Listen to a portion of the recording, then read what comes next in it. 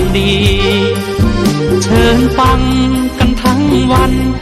ดีเจสร้างสรรค์พากันสุขีใครอยากฟังธรรมเชิญทางนี้ใครอยากฟังธรรมเชิญทางนี้หรืออยากฟังเพลงดีๆเปิดขึ้นนี้นะคุณ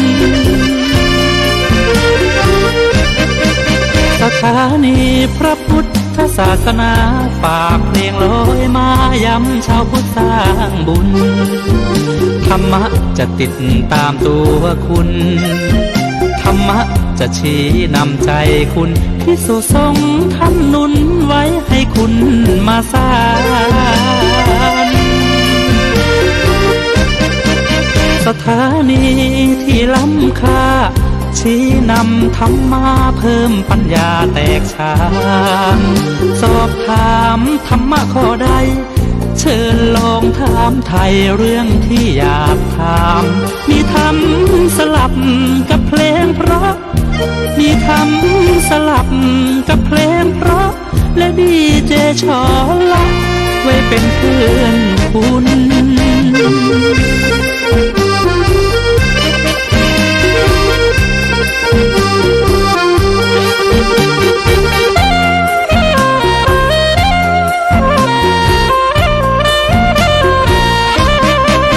สถานีที่ล้ำค่าชี้นำธรรมะเพิ่มปัญญาแตกฉานสอบถามธรรมะข้อใดเชิญลองถามไทยเรื่องที่อยากถามมีธรรมสลับกับเพลงเพราะมีธรรมสลับกับเพลงเพราะและดีเจชอละไว้เป็นเพื่อนคุณ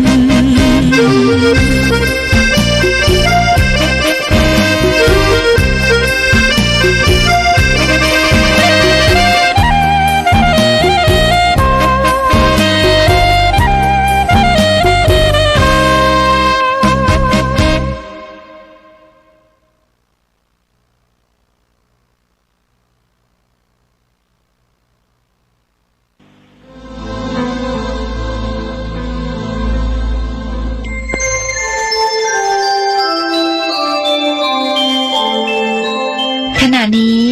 ท่านกำลังฟังสถานีวิทยุกระจายเสียง FM 104.5 เมกะเฮิรตซ์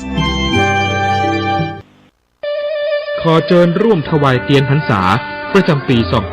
2567 ของเครือข่ายคลื่นสีขาวเชียงใหม่เชียงรายลำพูนลำปางแปร่น่านและพะเยาเนื่องด้วยคณะสงฆ์พระนักเผยแผ่ธรรมะเครือข่ายคลื่นสีขาวและคณะศรัทธาพุทธศาสนิกชนถวายเทียนพรรษาประจำปี 2567 จะนำไปถวายวัดต่างๆจำนวน9วัดในพื้นที่ภาคอีสานในวันที่23ถึง25สิงหาคม 2567 โดยจะออกเดินทางในวันที่23สิงหาคม 2567 เวลาตี 4ในโอกาสนี้จึงขอเชิญชวนพุทธศาสนิกชนทุกท่านได้ร่วมพิธีหล่อเทียนพรรษาและร่วมอนุโมทนาบุญไปด้วยกันเพื่อส่งเสริมพระพุทธศาสนาและวัฒนธรรมประเพณีอันดีงามต่อไป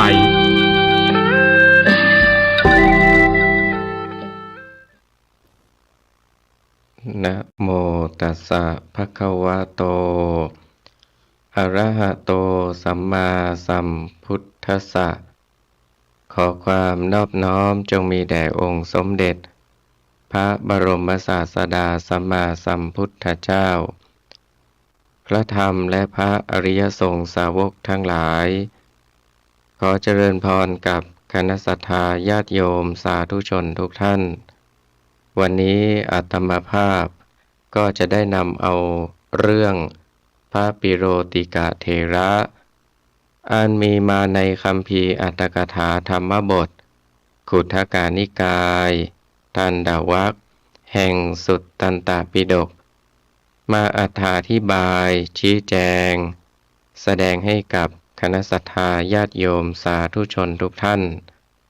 ดำเนินความว่าสัทธาเชตวเนวิหารันโต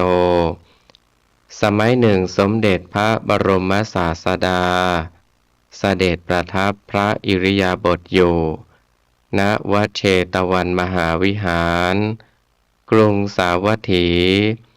ครั้งนั้นพระองค์ทรงแสดงพระธรรมเทศนาโปรดภิกษุทั้งหลายด้วยทรงปรารภพระปิโลติกาเถระให้เป็นอุปัติเหตุมีเรื่องเล่าว่าเอกสมิงหิทิวเสวันหนึ่งพระอานันทเถระพุทธอุปถากเห็นเด็กคนหนึ่งนุ่งผ้าขาวผ้าขาดเก่าๆถือกระเบื้องเที่ยวขอทานอยู่จึงถามว่าเธอบวชเสียจะดีกว่าเที่ยวหาเลี้ยงชีวิตอยู่อย่างนี้หรือเด็กนั้นเรียนตอบว่าใครจากบวชให้กระผมขอรับพระอานันทเถระพูดว่าฉันจักรับบวชให้เธอเองแล้วพาเด็กนั้นไปวัดอุตส่าห์อาบน้ำชำระกายให้ด้วยตนเองเมื่อเตรียมการเรียบร้อยแล้วก็ให้พระกรรมฐานจัดการบวชเป็นสามเณรต่อไปครั้นบวชแล้วพระเถระได้คลี่ผ้าขาดเก่าๆที่เด็กนั้นนุ่งมาตรวจดูไม่เห็นตรงไหนที่ควรใช้ได้แม้เพียงแต่จะทำให้ทำเป็นผ้ากรองน้ำก็ไม่มีจึงห้อยผ้านั้นไว้ที่กิ่งไม้กิ่งหนึ่งพร้อมกับทั้งกระเบื้องขอทานชิ้นนั้นโสปัปพชิตวาสามเณรนั้นครั้นจำเนียนการต่อมาก็ได้อุปสมบทเป็นภิกษุในศาสนาอาศัยบริโภคลาภสักการะอันเกิดขึ้นในศาสนาจนมีสรีระร่างกายอ้วนพีนุ่งห่มจีวรอันมีค่ามากได้นามว่าปิโลติกะเถระโดยเหตุที่เคยนุ่งผ้าเก่านั้นเป็นนิมิตติดมาจำเนียนการต่อมาพระปิโลติกะเถระเกิดความกระสันขึ้นว่าเราจะธุระอะไรด้วยการนุ่งห่มผ้าที่มหาชนถวายด้วยศรัทธาเราจากนุ่งผ้า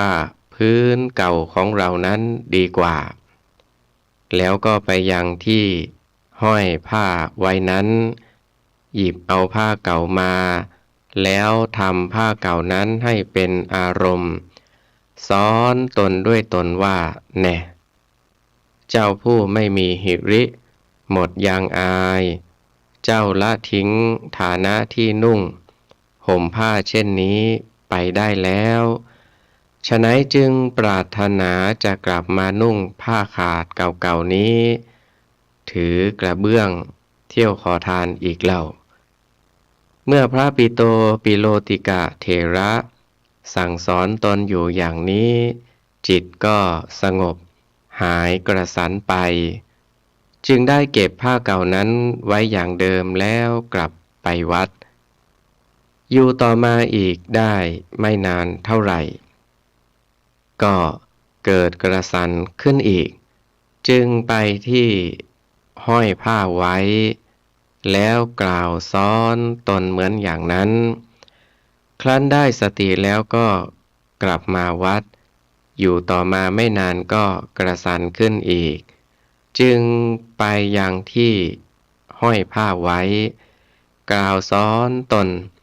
จนได้สติแล้วก็กลับมาอยู่วัดอีกพระปิโลติกาเถระทำอยู่อย่างนี้เป็นหลายครั้งหลายคราวภิกษุทั้งหลายเห็นพระปิโลติกาเถระกลับไปกลับมาอยู่อย่างนั้นหลายครั้งหลายหนจึงถามว่าคุณเธอจะไปไหนพระปิโลติกาเถระตอบว่าผมไปสำนักท่านอาจารย์ดอกคุณครั้น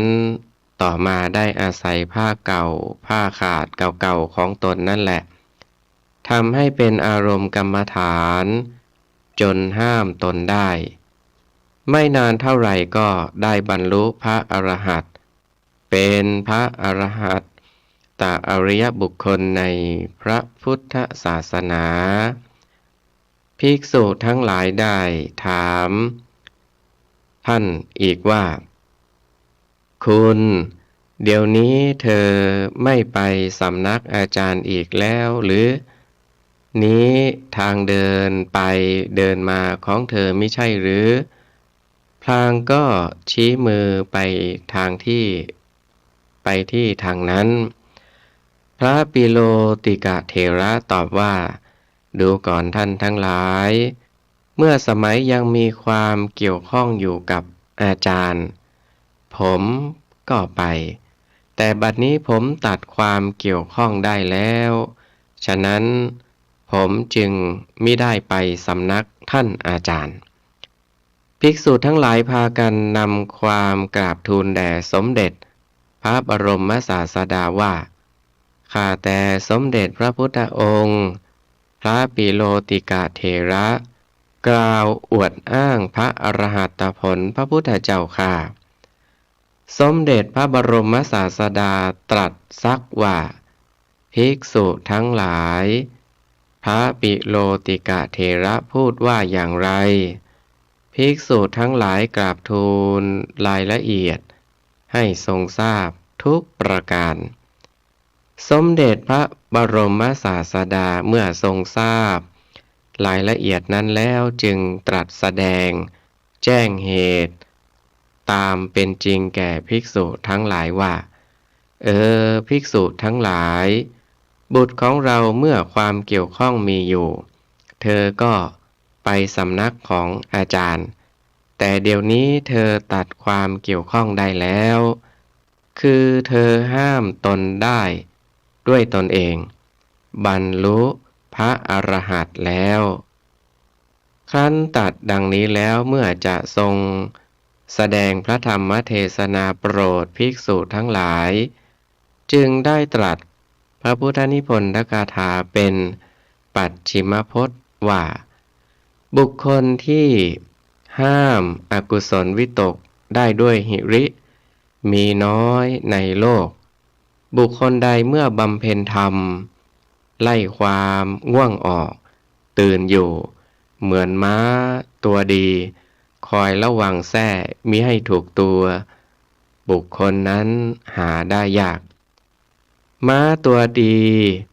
เมื่อถูกตีด้วยแส้แล้วย่อมร้อนใจในภายหลังชั้นใดเธอทั้งหลายจงเป็นผู้มีความเพียรมีความสลดใจฉันนั้นคือจงเป็นผู้ประกอบด้วยศรัทธาศีลวิริยะสมาธิและญาณวินิจฉัยธรรมเป็นผู้ถึงพร้อมด้วยวิชชาและจารณะมีสติทันต่ออารมณ์จากปลดเปลื้องทุกข์ในสังสารวัฏอันมีประมาณไม่น้อยนี้เสียได้ภิกษุทั้งหลายจำนวนมากซึ่งประชุมฟังธรรมอยู่ในสมาคมนั้นส่งญาณไปตามกระแสพระธรรมเทศนาโดยโยนิโสมนสิการเป็นอันดีในเวลาจบพระธรรมเทศนาก็ได้บรรลุมรรคผลมีโสดาปัตติผลเป็นต้นโดยสมควรแก่อุปนิสัยของตนด้วยประการฉะนี้ลำดับนี้จะได้วิสัชนาอธิบายความในท้องนิทานและในพระธรรมเทศนาพุทธนิพนธกถาด้วยอาศัยอัตถกถาในและโดยอัตโนมัตยาธิบายเพื่อเฉลิมเพิ่มเติมสติปัญญาฉลองศรัทธาประสาธิคุณแก่ท่านสาธุชนพุทธบริษัทสืบต่อไปในนิทานเรื่องนี้แสดงถึงปฏิปทาธรรมจริยวัตรของพุทธสาวกในครั้งพุทธกาลอีกด้านหนึ่งคือการสงเคราะห์เด็กอนาถาด้วยความเมตตาปราณี อันแสดงถึงจิตใจอันสูงของพระสงฆ์ว่าการสงเคราะห์คนตามคติแห่งพระพุทธศาสนานั้นมิได้เลือกที่รักผลักที่ชังหรือมิได้เลือกชาติชั้นวรรณะข้อนี้พึงเห็นพระอานนท์พุทธอุปถากเมื่อได้ไปเห็นเด็กนั้นยากจนนุ่งผ้าขาดถือกระเบื้องเที่ยวขอทานเลี้ยงชีพอยู่ก็เกิดความกรุณาสงสารและรับเอามาอุปถัมภ์บำรุงโดยให้บวชเป็นสามเณรเสียแต่เบื้องต้นเพื่อความสะดวกตามอย่างสมณวิสัยท่านพระอานันทเถระได้แสดงความกรุณาปราณีในเด็กชั้นยากจนนั้นอย่างไม่มีความรังเกียจแต่ประการใดคือเมื่อนำพาเด็กนั้นมาถึงวัดแล้วก็ลงมืออาบน้ำชำระกายให้แก่เด็กนั้นด้วยมือของท่านซึ่งตามวิสัยของเด็กยากจนถึงขนาดเที่ยวขอทานอยู่เห็นปานดังนั้นคงจักสกปรกมัวหมองเป็นอย่างมาก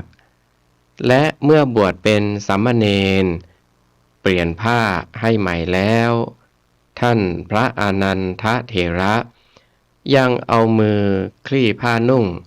ซึ่งทั้งขาดทั้งเก่าและคงจะมีกลิ่นเหม็นสาบด้วยเป็นธรรมดาเพื่อที่จะสามารถนำมาคลี่ดูว่าเพื่อที่จะสามารถนำมาใช้ประโยชน์ได้บ้างแต่ผ้านั้นแม้จะนำมาทำเป็นผ้ากรองน้ำแม้สักเล็กน้อยก็ยังไม่ได้จึงได้ห้อยผ้าผืนนั้นทิ้งไว้ที่กิ่งไม้ซึ่งแสดงว่าพระอานันทเถระซึ่งมีศักดิ์สูงมาตั้งแต่กำเนิดเมื่อบวชแล้วได้รับเกียรติเป็นพุทธอุปถากประจำสมเด็จพระพุทธองค์แม้กระนั้นท่านก็มิได้แสดงความดูหมิ่นหรือมีความรังเกียจเด็กชั้นยากจนและมีความเป็นอยู่อย่างสกปรกแต่ประการใด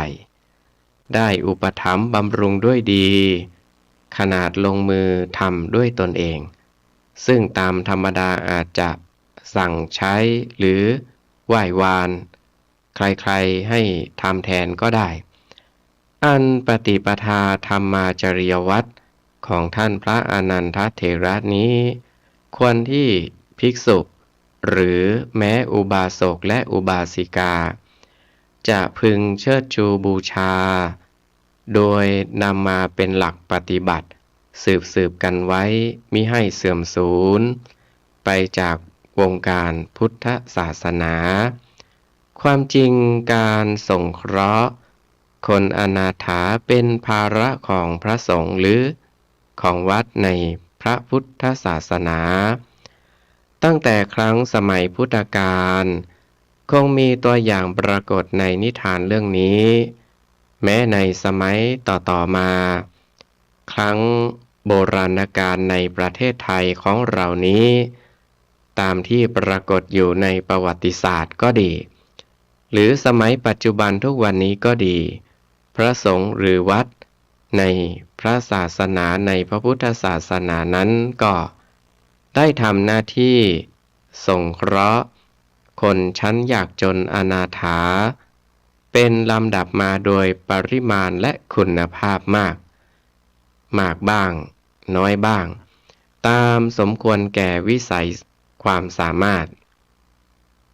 จะพึงเห็นที่เป็นอยู่ในปัจจุบันนี้วัดวาอารามต่างๆไม่คิด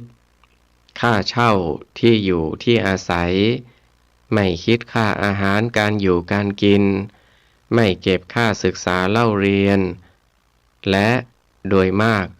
คนชั้นยากจนหรืออนาถา จะตั้งเนื้อตั้งตนได้เป็นหลักเป็นฐานก็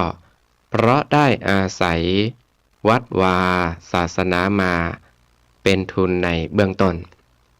แต่ที่ไม่ปรากฏเป็นหลักฐานหรือเป็นล่ำเป็นสันยิ่งใหญ่ไพศาลขึ้นนั้นโดยที่วัดวาอารามทั้งหลายไม่มีงบประมาณก้อนใหญ่หรือไม่มีหลักการจุดร่วมกัน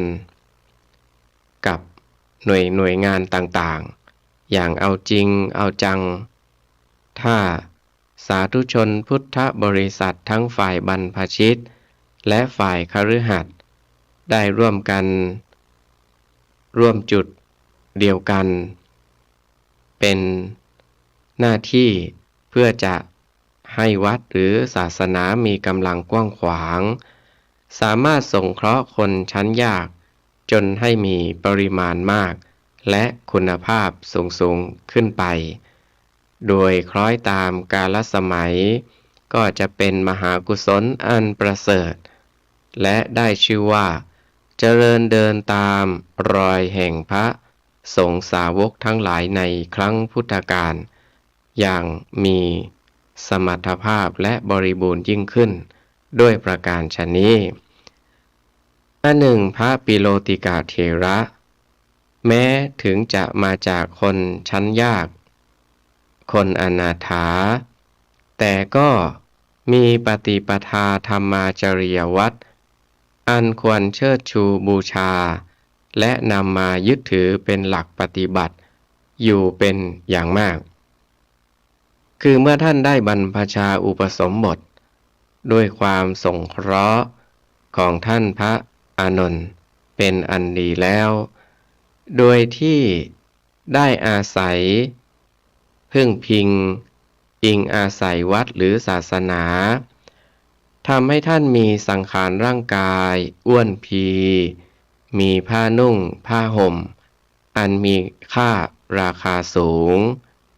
ถ้าจะน้อมนำไปเปรียบเทียบกับสภาพครั้งสมัยที่ท่านเป็นเด็กขอทานแล้วก็มีสภาพผิดกันไกลชนิดหลังมือทีเดียวหน้ามือเป็นหลังมือทีเดียวแต่ถึงกระนั้นแล้วก็ดีก็ยังไม่วายที่จะให้ท่านมีความรันจวนคิดหวนไปหาสภาพเดิมอีกถึงกับจะยอมทิ้งสมณเพศและเครื่องสมณบริขารกลับคืนสภาพไปเป็นคนขอทานอีกนี้แสดงให้เห็นชัดว่าความรักหรือความชังที่เรียกว่ากิเลสนี้นั้นมีกำลังอันสำคัญที่สุดสำคัญและมีความรุนแรงยิ่งกว่าสิ่งแวดล้อมหรืออารมณ์เครื่องเร้าภายนอกมากมายเพิ่งเห็นตัวอย่างในท่านปิโลติกาเถระนี้ผ้าทั้งขาดทั้งเก่านั้นมีคุณค่าต่ำผิดกับผ้าสบงจีวรอันมีราคาเหลือหลายเหลือประมาณและฐานะแห่งคนถือกระเบื้องขอทานกับฐานะของภิกษุที่ขอด้วยธรรมเนียมภิกขาจารย์ก็ห่างไกลกันมากแต่กระนั้นผ้าขี้ริ้วอันเก่าขาดนั้นก็ทำให้ท่านหมั่นเที่ยวไปหาจนหนทางลึกแต่ความจริงแท้นั้นไม่ใช่เพราะอำนาจผ้าขี้ริ้วมิใช่เพราะฐานะคนขอทานแต่เป็นด้วยกามกิเลสอันเกิดขึ้นที่ใจที่เรียกว่าอกุศลกามวิตกเกิดขึ้นย้อมใจของท่านแล้วก็บันดาลให้ผ้าขี้ริ้วงามยิ่งกว่าผ้าจีวรให้เห็นฐานะของคนขอทานวิเศษกว่าฐานะของสมณะอันเจ้ากามกิเลสนี้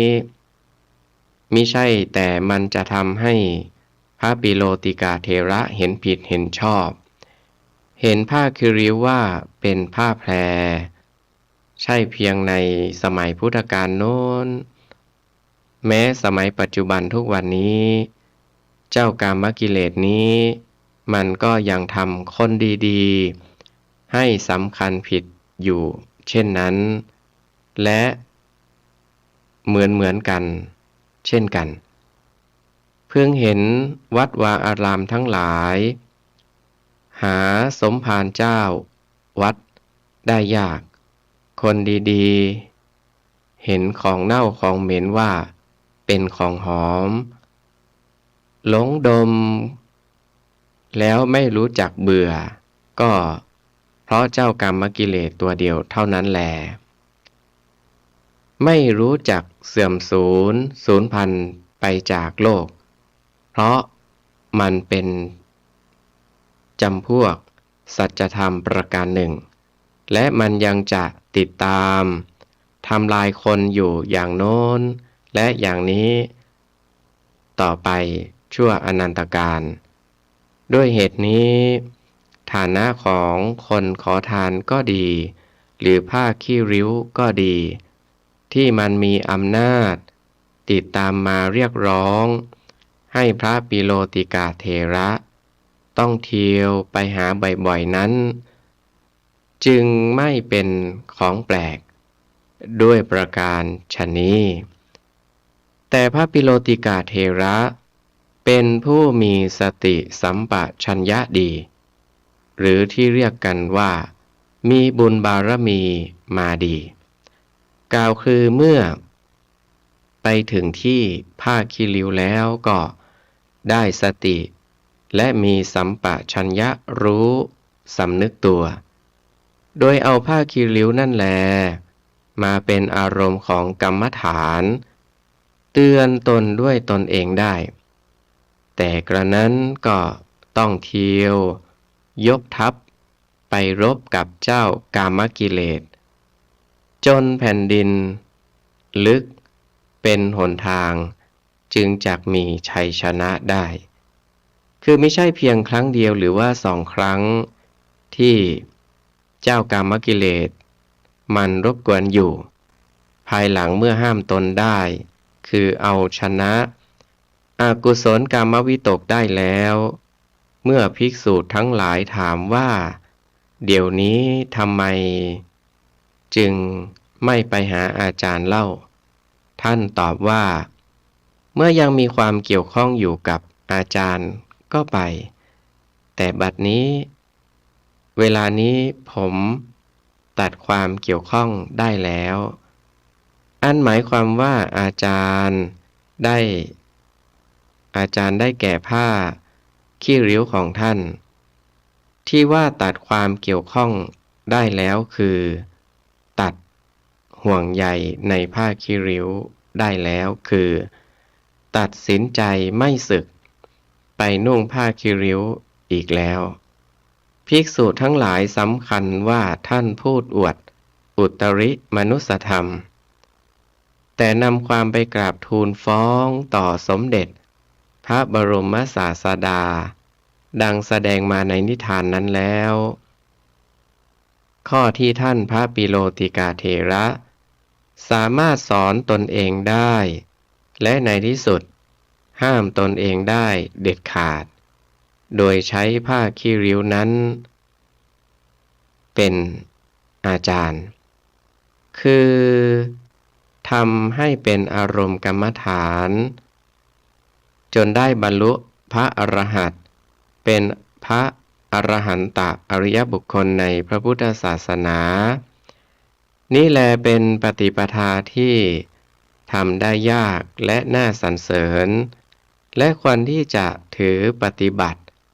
เป็นนิทัศนอุทาหรณ์สืบไปคำว่าทำให้เป็นอารมณ์กรรมฐานนั้นหมายความว่าอะไรจะได้วิสัชนาพอเป็นหลักปฏิบัติโดยสังเขปต่อไปความจริงทุกสิ่งทุกอย่างที่ผ่านมาทางตา หูจมูกลิ้นกายใจให้จิตรู้นั้นอาจที่จะทำให้เป็นอารมณ์กรรมฐานได้ทั้งนั้นคำว่าอารมณ์ในที่นี้ก็ได้แก่รูปเสียงกลิ่นรสโผฏฐัพพะธรรมารมณ์ที่ผ่านเข้ามาหาจิตทางตาหูจมูกลิ้นกายใจนั่นเองด้วยปกติสิ่งเหล่านี้เป็นอารมณ์ของจิตอยู่แล้วจิตนั้นถ้าไม่ได้อารมณ์เหล่านี้ก็เกิดขึ้นไม่ได้เช่นคนตาบอดหรือคนตาดีแต่อยู่ในที่มืดจิตเห็นรูปไม่เกิดคนหูหนวกหรือปิดช่องหูเสียจิตได้ยินเสียงก็ไม่เกิดเป็นต้นการปล่อยให้จิตรู้อารมณ์ไปตามธรรมชาติแต่โดยลำพังคือปล่อยให้เห็นรูปฟังเสียงดมกลิ่นลิ้มรสสัมผัสโผฏฐัพพะรู้ธรรมารมณ์ตามธรรมดาสามัญเช่นนี้เรียกว่าจิตมีอารมณ์หรือรู้อารมณ์ตามธรรมชาติจิตที่ปล่อยตามธรรมชาตินี้ย่อมจะหลงรักอารมณ์หรือหลงเกลียดชังอารมณ์ไปตามอำนาจของอารมณ์นั้นๆอย่างนี้ไม่เรียกว่าอารมณ์กรรมฐานส่วนที่จะเรียกว่าทำให้เป็นอารมณ์กรรมฐานนั้นต้องทำให้เป็นขึ้นมิใช่ปล่อยไปตามธรรมชาติของจิตดังกล่าวแล้วการทำอารมณ์ให้เป็นกรรมฐานนั้นต้องอาศัยเครื่องสำคัญ2ประการคือสติกับสัมปชัญญะคือคอยสำรวมด้วยสติอยู่ที่ตาหูจมูกลิ้นกายใจที่เป็นประดุจประตูของจิตซึ่งจิตจะออกไปรับอารมณ์ทางประตูทั้ง6นี้คอยระวังให้สติตามกำหนดให้ทันจิตเสมอไม่ว่าจิตจะออกประตูไหนถ้าตามกำหนดไม่ทันขณะใดขณะนั้นชื่อว่าปล่อยจิตไปตามธรรมชาติและขณะเดียวกันกับการใช้สติกำหนดจิตนั่นแลก็ใช้สัมปชัญญะตามรู้จิตพร้อมทั้งอารมณ์ของจิตแนบกันไปทุกขณะจิตการพยายามกระทำให้สติกำหนดทันและให้สัมปชัญญะรู้ตามที่เป็นจริงเสมอไปอย่างนี้แลเรียกว่าทำให้เป็นอารมณ์กรรมฐานตัวอย่างที่พระปิโลติกะเถระทำผ้าขี้ริ้วของท่านให้เป็นอารมณ์กรรมฐานนั้นขณะที่ท่านมีจิตคิดกระสันอยากจะสึกขึ้นจนเดินไปหาผ้าขี้ริ้วนั้นคืออารมณ์ของท่านยังไม่เป็นอารมณ์กรรมฐานครั้นเดินไปถึงแล้วท่านหยิบเอาผ้ามาใช้สติกำหนดตามจิตใช้สัมปชัญญะรู้จิตและอารมณ์เมื่อเป็นเช่นนี้สติตามสกัดจิตไว้ทันสัมปชัญญะทำหน้าที่รู้ว่าจิตเป็นกามกิเลสคือความหลงรักหรือเรียกว่าอกุศลกามวิตกจิตนึกไปในกามอันเป็นอกุศลและรู้อารมณ์คือผ้าขี้ริ้วตามเป็นจริงว่ามันมีคุณค่าอย่างไรเมื่อกำหนดทันและรู้ตามความเป็นจริงอย่างนี้ท่านพระปิโลติกาเถระจึงห้ามตนได้คือห้ามอกุศลกามวิตกที่เกิดขึ้นในจิตนั้นไม่ให้เกิดขึ้นอีกเมื่อท่านเร่งอารมณ์กรรมฐานให้มีกำลังยิ่งขึ้นด้วยอำนาจความเพียรคือเพียรกำหนดรู้บ่อยๆสัมปชัญญะอันเป็นปัญญาหรือญาณก็แก่กล้า มีพลังงานแรงงานขึ้นทุกทีเมื่อมีกำลังขึ้นสูงสุดขีดแล้ว ก็ทำหน้าที่ตัดกามกิเลสหรืออกุศลกามวิตกนั้นให้ขาดศูนย์ที่เรียกว่าสมุทเฉทปหาร เรียกว่าได้บรรลุอรหัตตมรรคเป็นพระอรหันตอริยบุคคลด้วยประการฉะนี้สมเด็จพระบรมศาสดาเมื่อภิกษุทั้งหลายกราบทูลฟ้องว่าพระปิโรติกาเถระเป็นผู้กล่าวอวดอ้างพระอรหัตผลโดยที่ยังไม่รู้ตามความเป็นจริงเช่นนั้นเพื่อจะให้ภิกษุทั้งหลายรู้ตามความจริงพระองค์จึงตรัสว่าภิกษุทั้งหลายลูกของเราเมื่อความเกี่ยวข้องมีอยู่ก็ย่อมไปสำนักอาจารย์แต่เดี๋ยวนี้ลูกของเราตัดความเกี่ยวข้องนั้นได้แล้วคือห้ามตนด้วยตนเองบรรลุอรหัตแล้วและเมื่อจะทรงแสดงพระธรรมเทศนาโปรดภิกษุทั้งหลายเหล่านั้นจึงตรัสพระพุทธนิพนธกถาซึ่งมีความว่าบุคคลที่ห้ามอกุศลวิตกได้ด้วยหิริมีน้อยในโลกบุคคลใดเมื่อบำเพ็ญธรรมไล่ความง่วงออกตื่นอยู่เหมือนม้าตัวดีที่คอยระวังแส้มิให้ถูกตัวบุคคลนั้นหาได้ยากม้าตัวดีเมื่อถูกตีด้วยแส้แล้วย่อมร้อนใจในภายหลังชั้นใดเธอทั้งหลายจงเป็นผู้มีความเพียรมีความสลดใจฉะนั้นคือจงเป็นผู้ประกอบด้วยศรัทธาศีลวิริยะสมาธิและญาณวินิจฉัยธรรมเป็นผู้ถึงพร้อมด้วยวิชาและจรณะมีสติทันต่ออารมณ์จากปลดเปลื้องทุกข์ในสังสารวัฏอันมีประมาณไม่น้อยนี้เสียได้อธิบายว่าธรรมดาสามัญชนคนที่ยังมีกิเลสอยู่นั้นย่อมมีอกุศลวิตกเกิดขึ้นภายในใจอยู่เสมออกุศลวิตกนั้นมีอยู่3อย่างคือกามวิตกหนึ่งพยาปาทวิตกหนึ่งวิหิงสาวิตกหนึ่งกามวิตกนั้นทำหน้าที่ปรุงจิตให้คิดไปในอารมณ์ที่ยั่วให้รักพยาปาทวิตกนั้นทำหน้าที่ปรุงจิตให้ติดไปในอารมณ์ที่ยั่วให้โกรธวิหิงสาวิตกนั้นทำหน้าที่ปรุงจิตให้คิดไปในการเบียดเบียนด้วยอำนาจความหลงคนเรานี้ย่อมมีความรักความชังและความหลงเกิดขึ้นเป็นประจำจิตอยู่อย่างนี้ตลอดวันตลอดคืนแต่สำหรับบุคคลผู้ไม่ประมาทคือไม่ปล่อยจิตให้ตกอยู่ในอำนาจอกุศลวิตกนั้นๆย่อมคอยสำรวมระวังจิตด้วยสติและสัมปชัญญะให้เห็นโทษ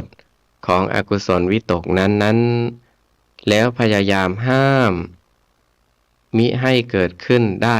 บ่อยๆหรือตลอดไปด้วยมีความละอายใจในการที่จะหลงรักหลงชังหรือหลงเบียดเบียนผู้อื่น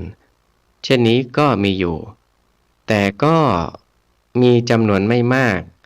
เพราะฉะนั้นสมเด็จพระพุทธองค์จึงตรัสว่าบุคคลที่ห้ามอกุศลวิตกได้ด้วยหิริมีน้อยในโลกดังนี้อันหนึ่งในขณะที่ปฏิบัติธรรมคือเจริญพระกรรมฐานนั้นถีนมิทธนิวรณ์อันได้แก่ความ ง่วงเหงาหาวนอนย่อมมักจะเข้าครอบงำได้ง่าย เมื่อผู้ปฏิบัติง่วงเหงาหาวนอนเสียแล้วการปฏิบัติธรรมก็ดำเนินไปไม่ได้ดังนั้นผู้ปฏิบัติจึงจำต้องคอยบรรเทาความง่วงไม่ให้เกิดขึ้นได้เปรียบเสมือนม้าตัวดีคอยมัดระวังตนไม่ให้นายสารถีตีด้วยแส้ได้และม้าตัวดีนั้น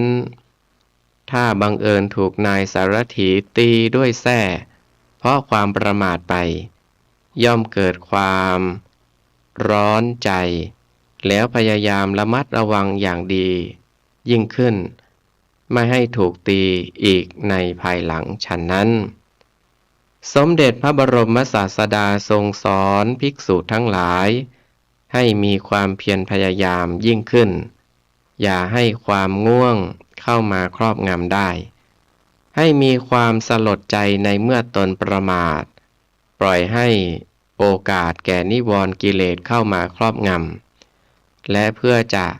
มิให้โอกาสแก่นิวรณ์กิเลสทั้งหลายเกิดขึ้นได้อีกต่อไปทรงสอนให้เป็นผู้ประกอบด้วยองค์ธรรมที่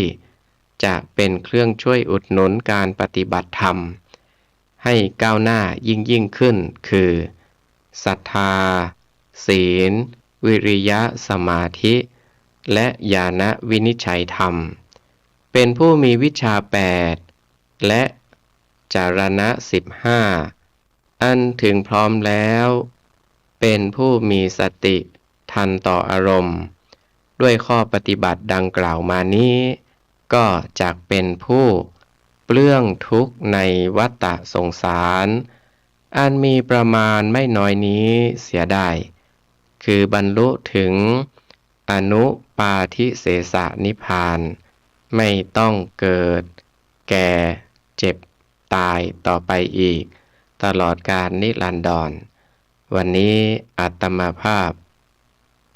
ก็ได้นำเอาพระธรรมเทศนาเรื่องพระปิโลติกะเถระ